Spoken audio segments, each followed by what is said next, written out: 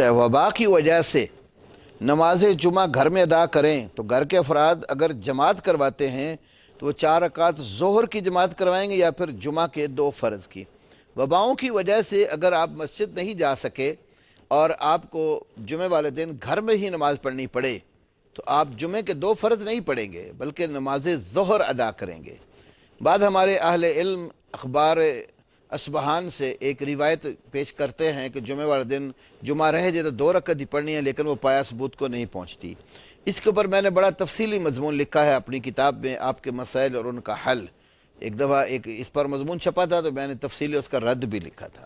تو صحیح بات یہی ہے جو نبی کریم صلی اللہ علیہ وسلم کے صحابہ کرام رضوان اللہ علیہم اجمعین سے اور ائمہ حدیث و فقہاء سے ثابت ہوتی ہے کہ نماز جمعہ جس کا رہ جائے وہ اس کا بدل ظہر کی نماز ہے، وہ 4 رکعت نماز ادا کریں گے۔ اور گھر میں اگر افراد موجود ہیں، مرد ہے تو وہ جماعت کرا لے، وہ آگے کھڑا ہو جائے، بچوں کو پیچھے، بڑوں کو کھڑا کر لے، عورتیں ہیں تو ان کی اس سے پیچھے صف بنا لے۔ مرد نہیں، عورتیں جماعت کرواتی ہیں اگر تو عورت بس میں کھڑے ہو کر، جیسے کہ امہات المومنین وغیرہ رضی اللہ تعالیٰ عنہن سے بعض آثار اور روایات پہ موجود ہے، محلہ ابن عطم وغیرہ میں، تو اس طریقے پر وہ جماعت کروا لیں تو گھر کے اندر ظہر کی نماز ہی پڑھیں گے، جمعہ ادا نہیں کریں گے، نماز جن کا جمعہ رہ جائے گا۔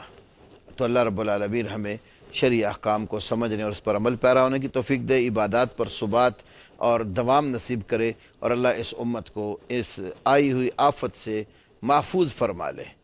وآخر دعوانا الحمدللہ رب العالمین۔